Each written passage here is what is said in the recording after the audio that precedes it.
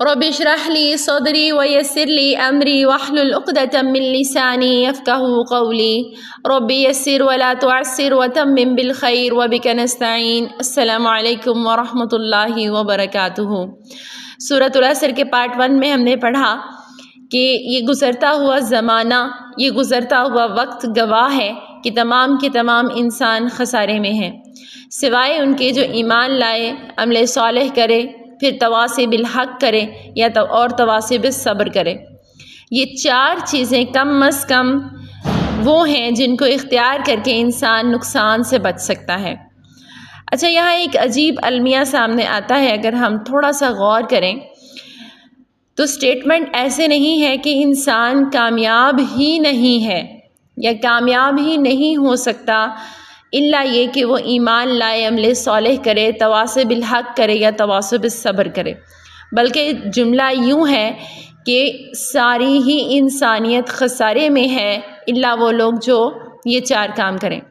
جس سے یہ بات واضح ہوتی ہے کہ یہ 4 کام کر کے ہم کامیاب ہو جائیں گے؟ نہیں، یہ 4 کام کر کے ہم خسارے سے بچ جائیں گے۔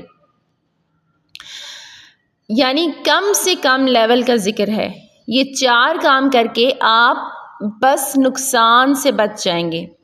ہم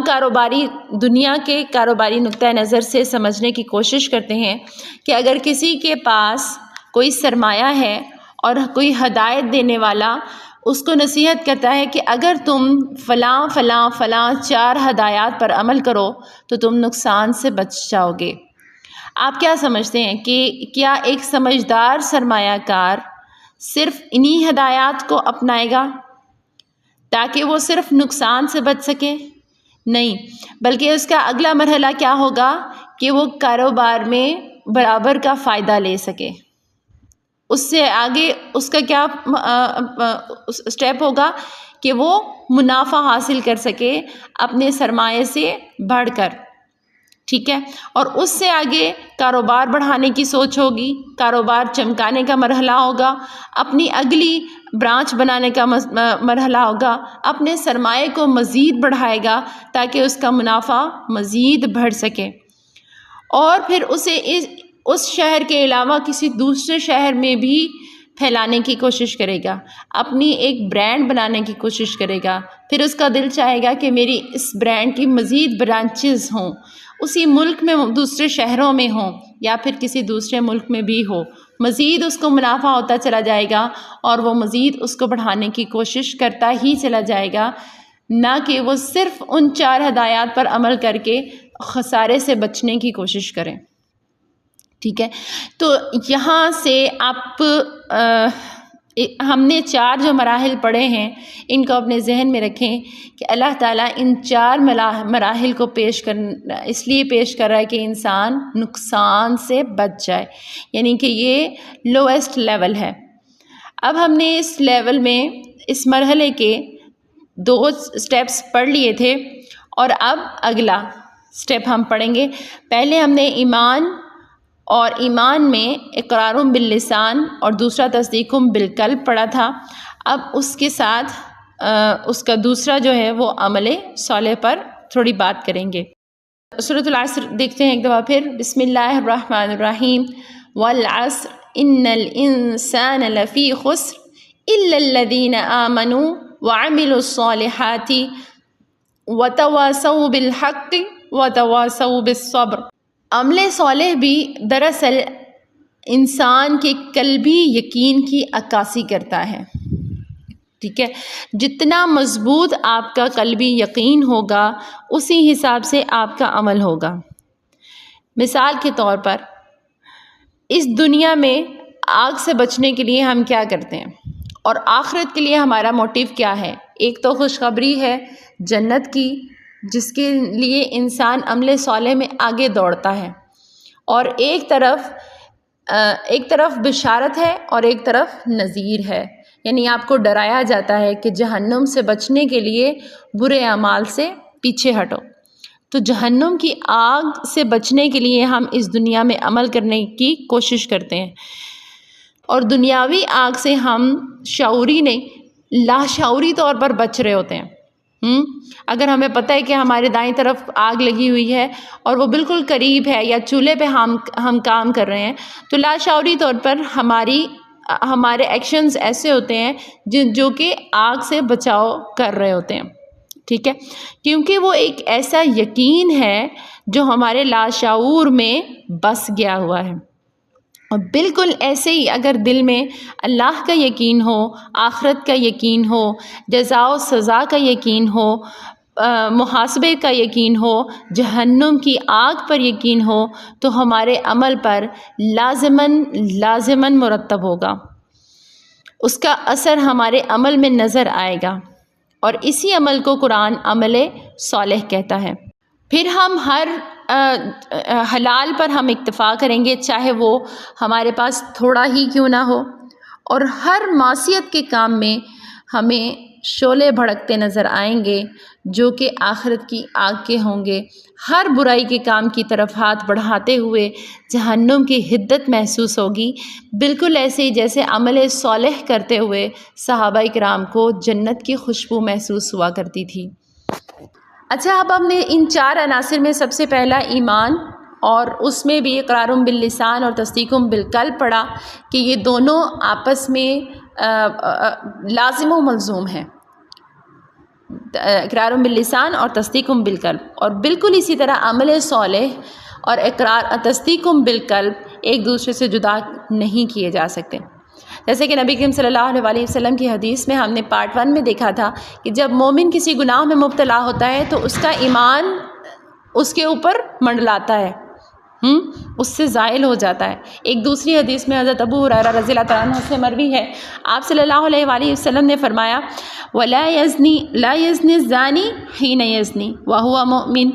ولا يسرق السارق حين يسرق وهو مؤمن ولا يشرب الخمر حين يشربها وهو مؤمن، یعنی کوئی زانی حالت ایمان میں زنا نہیں کرتا، کوئی چور حالت ایمان میں چوری نہیں کرتا، اور کوئی شرابی حالت ایمان میں شراب نہیں پیتا۔ یعنی جس وقت کوئی شخص یہ کام کر رہا ہوتا ہے اس وقت اس کے دل کا جو یقین ہے، جو ایمان ہے، وہ کسی سبب زائل ہو چکا ہوتا ہے، یا تو وہ خواہش نفس اس پر غالب آ جاتی ہے، یعنی اس وقت اس کے ایمان کا جو لیول ہے وہ لوئسٹ پہ چلا جاتا ہے۔ اگر وہ اسی اپنے ہائیسٹ لیول پہ ہوتا تو یقیناً اس سے وہ عمل صادر ہی نہ ہوتا، یقیناً وہ گناہ کر ہی نہ پاتا، کیونکہ اس کا ایمان غالب ہوتا، اور ایمان انسان کو گناہوں سے بچاتا ہے۔ حقیقی یقین، ایمان، تصدیق بالقلب۔ تو جیسے جیسے انسان کا عمل ہے، ایمان ہے، ویسے ویسے انسان کا عمل بھی نکھرتا ہی چلا جاتا ہے، اور جس طرح انسان کا عمل اس کے ہر لمحے میں کوئی نہ کوئی عمل تو وہ کر رہا ہے، اسی طرح انسان کے ایمان کو ہر لمحے میں تجدید کی، تربیت کی اور بڑھانے کی ہر وقت ضرورت ہوتی ہے۔ ایک اور حدیث میں دیکھتے ہیں کہ رسول اللہ صلی اللہ علیہ وآلہ وسلم نے فرمایا واللہ لا یؤمن، واللہ لا یؤمن، واللہ لا یؤمن، خدا کی قسم وہ شخص مومن نہیں، خدا کی قسم وہ شخص مومن نہیں، خدا کی قسم وہ شخص مومن نہیں۔ صحابہ کرام لرز اٹھے، انہوں نے ڈرتے ہوئے آپ صلی اللہ علیہ وآلہ وسلم سے پوچھا یا رسول اللہ لمن، کون یا رسول اللہ؟ آپ صلی اللہ علیہ وآلہ وسلم نے جواب دیا الذی لا یأمن جارہ بوائقہ، جس شخص کی اظہار ثانی سے اس کا پڑوسی امن میں نہیں۔ اب یہ کیا ہے؟ یہ آپ کا عمل آپ شو کر رہا ہے کہ دراصل آپ کے دل میں ایمان کتنا ہے۔ اگر آپ کا ایمان ہے کہ آپ جیسا سلوک اپنے پڑوسی کے ساتھ کریں گے قیامت کے دن ویسا ہی آپ کو اجر ملے گا، یہ ایمان بالآخرہ ہے، ایمان ہے جزا اور سزا کا، تو آپ کا رویہ، آپ کا کردار، آپ کی سیرت بتاتی ہے کہ آپ کے اندر ایمان کی جڑ کتنی مضبوط ہے، اس کا پودا کتنا ہرا بھرا ہے، وہ کیسا شاد آباد ہے۔ انس رضی اللہ تعالیٰ عنہ فرماتے ہیں قلما خطبنا رسول اللہ صلی اللہ علیہ وسلم الا قال، شاذ ہی کبھی ایسا ہوا ہوگا کہ رسول اللہ صلی اللہ علیہ وآلہ وسلم نے کوئی خطبہ ارشاد فرمایا ہو اور اس میں آپ صلی اللہ علیہ وآلہ وسلم نے یہ الفاظ نہ بولے ہوں یا یہ الفاظ نہ ارشاد فرمائے ہوں۔ کیا الفاظ ہیں وہ؟ لا ایمان لمن لا امانت لہ، اس کا ایمان ہی نہیں ہے جو امانت دار نہیں،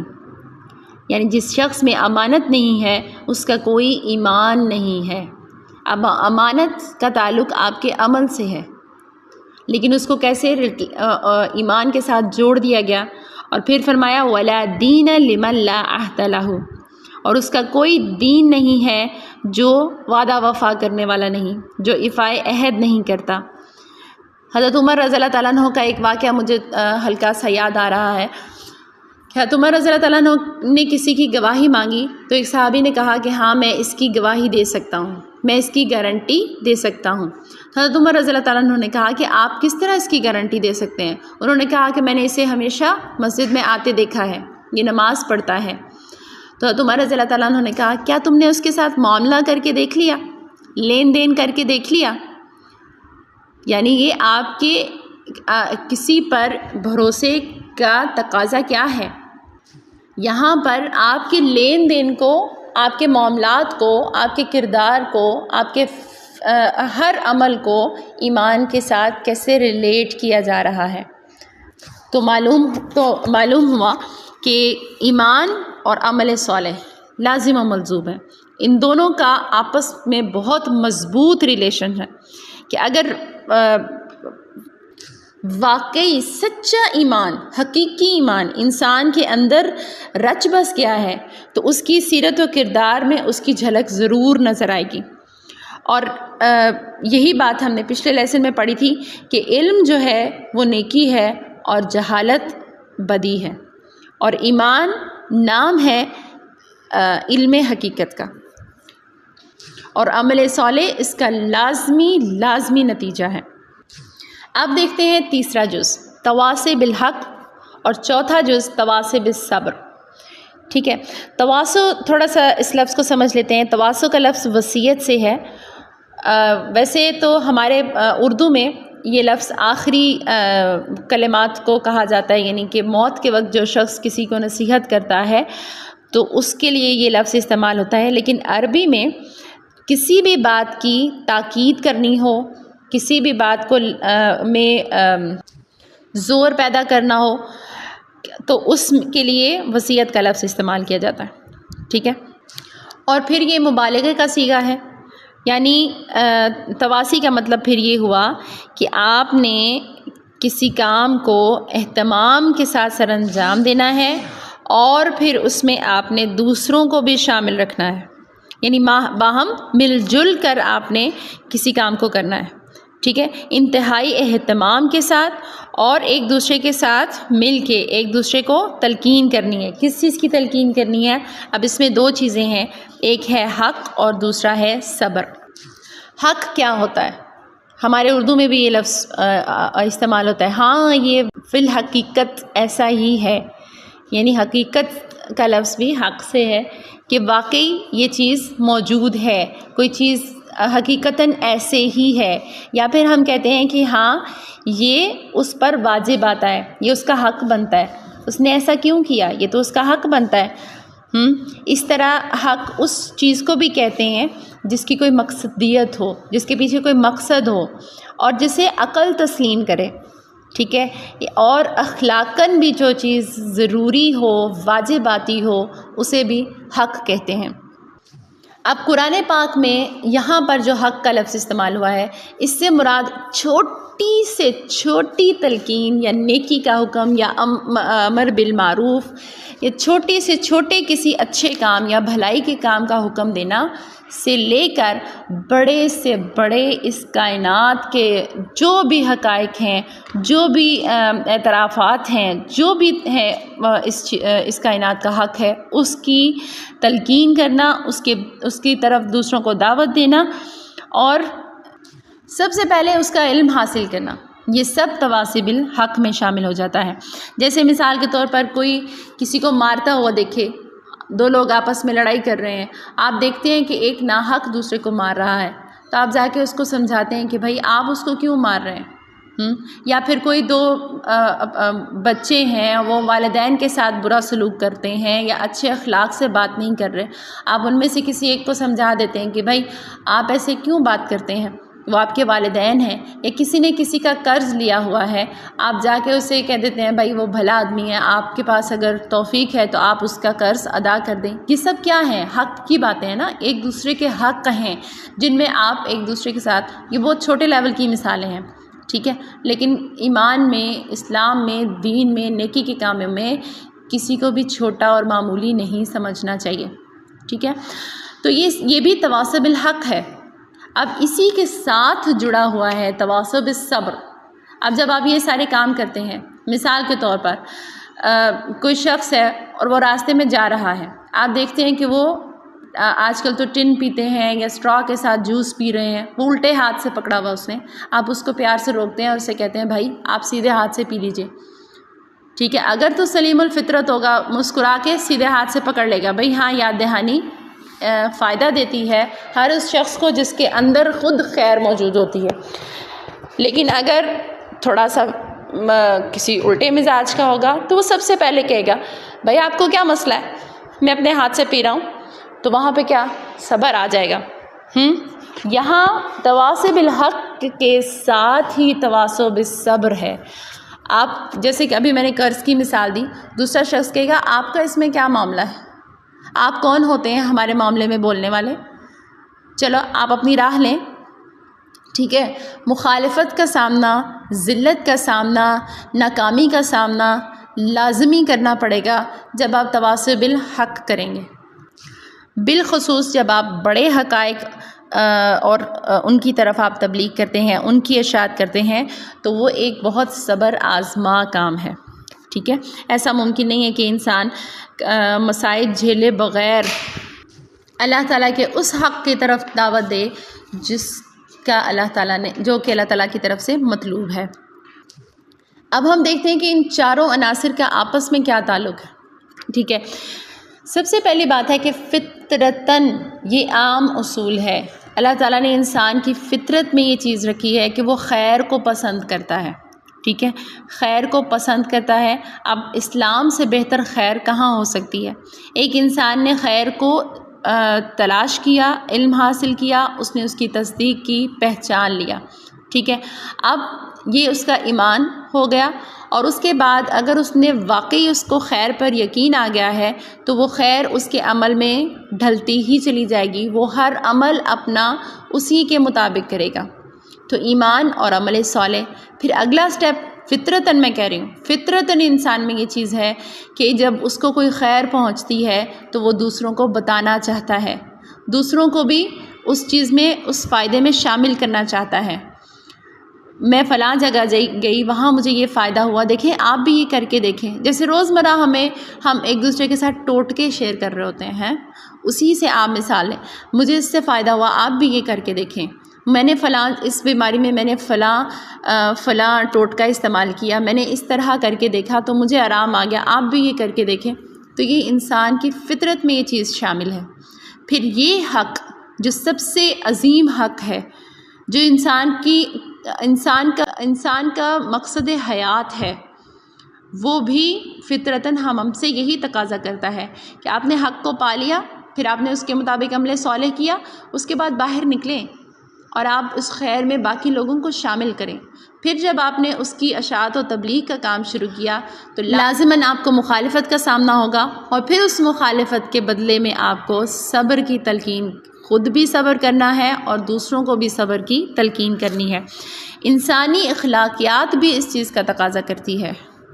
کہ جو خیر آپ کو پہنچی ہے آپ دوسروں کو بھی اس خیر سے کبھی محروم نہ رکھیں، کیونکہ ایسا ہو نہیں سکتا نا کہ آپ پورے گھر میں اکیلے، آپ نے مثال کے طور پر آج کل جس مسئلے کا مجھے بہت زیادہ سامنا ہے، نماز پڑھتے ہیں، ٹھیک ہے، آپ نے مسنون طریقے سے نماز سیکھ لی اور آپ کے گھر والے کسی اور طریقے سے نماز پڑھتے ہیں، ٹھیک ہے، یہ ہو نہیں سکتا۔ اخلاقاً بھی، فطرتاً بھی، اور انسان کی غیرت اور حمیت کا بھی تقاضا یہ ہے، انسان کی شرافت کا لازمی تقاضا یہ ہے کہ جو حق اس پر منکشف ہوا ہے وہ اسے خود بھی اختیار کرتا ہے اور پھر انسان دوستی کا لازمی تقاضا ہے کہ وہ دوسروں کو بھی بتاتا ہے۔ آپ کا دل چاہے گا جیسے میں نے نماز پڑھی ہے، جو حقیقت مجھے پتہ چل گئی ہے میں اپنے گھر والوں کو بھی بتاؤں، میں ان تک بھی یہ بات پہنچاؤں۔ گو کہ آپ کو ان سب کی مخالفت کا سامنا کرنا پڑے گا، لیکن آپ کوشش کریں گے،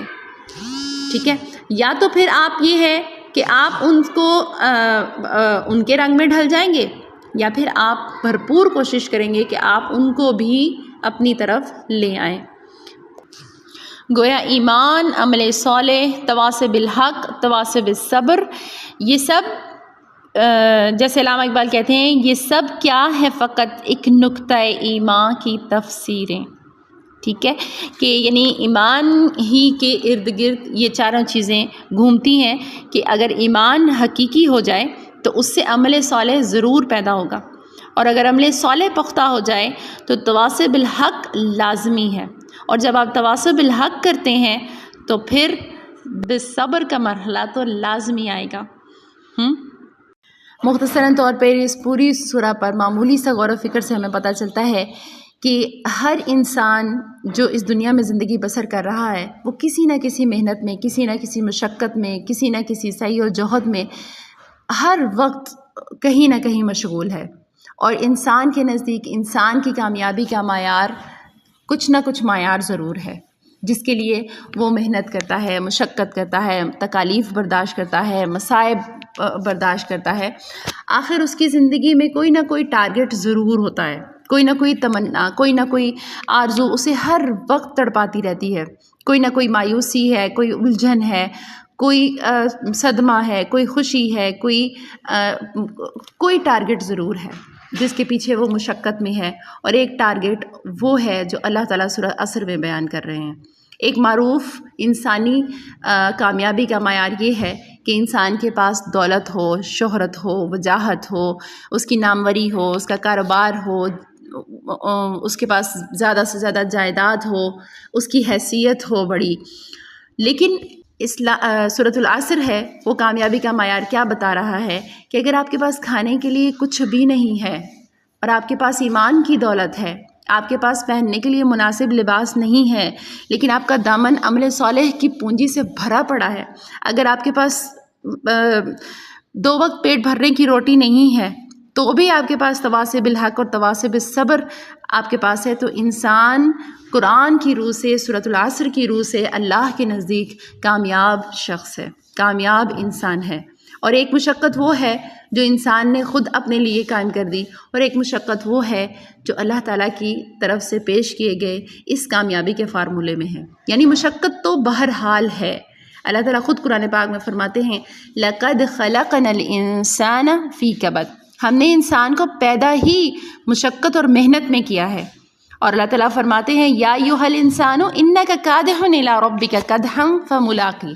اے انسان تجھے یہ تمام دکھ جھیلتے جھیلتے، یہ مشقتیں سہتے سہتے آخر کار اپنے رب کے حضور جا حاضر ہونا ہے، یعنی آخری سانس تک آپ کی یہ ختم نہیں ہونے والی۔ تو پھر سورہ عصر کیا بیان کر رہی ہے؟ یہاں امید کی کرن کیا ہے؟ یہاں خوشی کا کون سا پہلو ہے؟ وہ ہے الا الذین آمنوا وعملوا الصالحات وتواصوا بالحق وتواصوا بالصبر۔ دیکھو اس زمانے کو گواہ کیا گیا ہے، اللہ نے قسم بھی کھائی ہے، تو زمانے کی قسم کیوں کھائی ہے؟ زمانے نے اپنی آنکھوں سے دیکھا آدم و ابلیس پہ کیا بیتی، اس زمانے نے اپنی آنکھوں سے دیکھا حضرت نوح علیہ السلام پر کیا بیتی، اس نے دیکھا قوم عاد اور قوم لوط کا کیا حشر ہو گیا، اس نے دیکھا قوم شعیب کے ساتھ کیا ہوا، اس نے دیکھا دولت اور ثروت کی اعلیٰ ترین معیار پر آل فرعون کہاں جا کے غرق ہو گئی۔ زمانہ اس چیز کا گواہ ہے، اس نے اپنی آنکھوں سے یہ منظر دیکھے ہیں، اور یہ زمانہ ہی دیکھ رہا ہے کہ آج تم پر کیا بیت رہی ہے اور کل تمہارے بعد آنے والوں پر کیا بیتے گی۔ پھر کس نے کیا رویہ اختیار کیا کہ وہ مر کے بھی زندہ ہے، اور کس نے کیا رویہ اختیار کیا؟ ظاہر ہے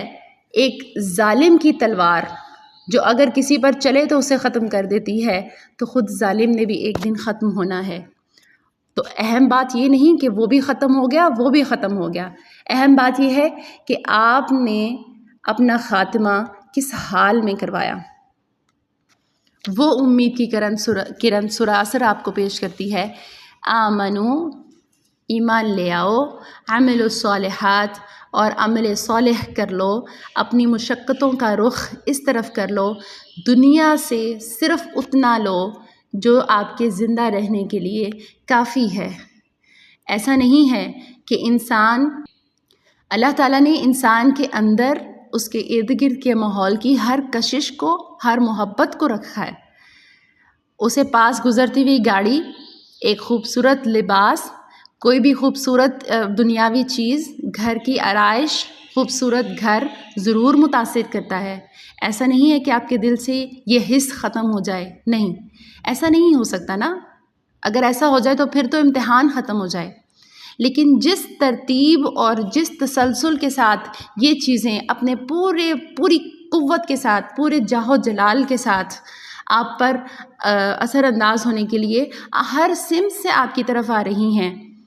اسی جوش، اسی جذبے، اسی تسلسل اور اسی روانی کے ساتھ آپ کو سورہ عصر کو یاد کرنے کی ضرورت ہے۔ اسی لیے صحابہ ہر ملاقات میں ایک دوسرے کو سناتے تھے تاکہ اس سورہ کا جو مقصد ہے وہ ان کے ذہنوں سے کہیں زائل نہ ہو جائے اور ان پر اس دنیا کی دنیاوی جاہ و جلال غالب نہ آ جائے۔ اسی لیے ہر ملاقات میں وہ سورہ عصر سناتے تھے، سورہ عصر میں اپنے اس مقصد کو زندہ رکھتے تھے اپنے دل میں جو اللہ تعالیٰ نے ان کی زندگی کا رکھا ہے، تاکہ وہ ہمیشہ کی وہ کامیابی حاصل کر سکیں جو اصل کامیابی ہے، جو اللہ کے نزدیک کامیابی ہے، جو یہ قرآن ہمیں بتا رہا ہے، جو تمہاری زندگی کا مقصد جس کامیابی کو حاصل کرنا ہے، اس کامیابی کو حاصل کرنے کے لیے یہ سورۃ العصر تمہیں بتاتی ہے کہ آؤ اپنی مشقتوں کو، اپنی محنتوں کو، اپنے مصائب جھیلنے کی طاقت کو رخ بدل دو، اس کا رخ بدل دو اور دنیا سے صرف اتنا لو جو تمہارے جینے کے لیے کافی ہے، اور باقی اپنا پورا فوکس ان 4 عناصر پہ لگا دو۔ جب پہلی سیڑھی تم طے کر لو تو پھر اس کے عروج کی طرف محنت کرو، جب عروج حاصل کر لو تو منزل کی طرف چلے جاؤ، منزل کی طرف بس ففروا الی اللہ، بھاگتے ہی چلے جاؤ اللہ کی طرف۔ کرنے کا کام ہمیں سورۃ العصر میں یہ ہے کہ ہمارے دن بھر کے جو کام ہیں انہیں سنتوں میں ڈھال کر کریں، ہر کام کی نیت اللہ تعالیٰ کی خوشنودی رکھیں، چاہے پھر وہ آپ چھوٹے سے چھوٹا کام ہی کیوں نہ ہو، اور ہر روز کچھ نیا سیکھنے کی کوشش کریں، ہر روز کوئی نئی سنت، ہر روز کوئی نیا عمل، ہر روز کوئی نئی سیرت سیکھیں، قرآن کو نیا سے نیا سیکھیں، مزید سیکھتے چلے جائیں جو آپ کو مزید نکھارتا ہی چلا جائے گا۔ یہی ایک راستہ ہے۔ ایمان کہاں سے شروع ہوتا ہے؟ علم سے شروع ہوتا ہے، اور یہی ایک راستہ ہے جو آپ کو کامیابی کی درجہ بدرجہ چڑھاتا ہی چلا جائے گا، جو آپ کے عروج کی طرف، آپ کی کامیابی کی طرف، آپ کی فلاح کی طرف۔ اللہم اجعلنا منہم، اللہم اجعلنا منہم، اللہم اجعلنا منہم۔ اللہ تعالیٰ ہمارے لیل و نہار کو مسلسل اور مشقت کے ساتھ کوشش کرنے کی توفیق عطا فرمائے۔ اللہ تعالیٰ ہمیں ان لوگوں میں شامل کر لے جو اللہ کے نزدیک کامیاب ہیں۔ آمین یا رب العالمین۔ السلام علیکم ورحمۃ اللہ وبرکاتہ۔